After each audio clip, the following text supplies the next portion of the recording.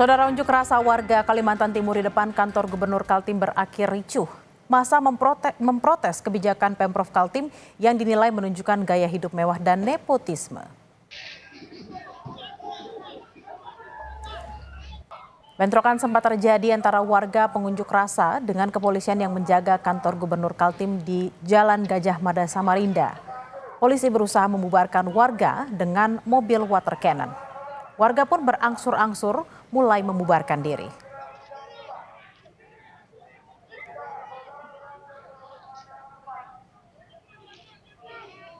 Masa yang mengatasnamakan Aliansi Perjuangan Kaltim menggelar unjuk rasa di kantor Gubernur Kalimantan Timur setelah sebelumnya berdemo di DPRD Kaltim. Masa menggelar aksi lantaran dipicu kebijakan pengadaan mobil dinas Gubernur Kaltim senilai 8,5 miliar dan renovasi rumah dinas dengan fasilitas mewah lain senilai 25 miliar.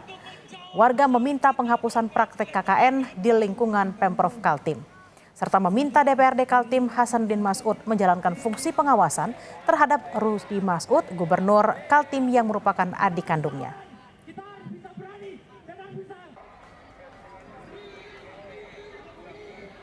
Akumulasi kekecewaan masyarakat, artinya dari segi cara memerintah yang kami anggap ini terlalu berpihak kepada dinastinya, walaupun beberapa jabatan seperti saudara-saudara dipilih secara sah, tapi itu sudah mencederai demokrasi yang kita inginkan, yang kita cita-citakan.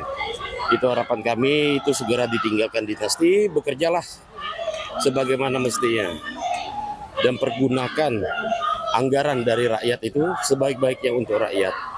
Hentikan bergaya hidup hedonisasi.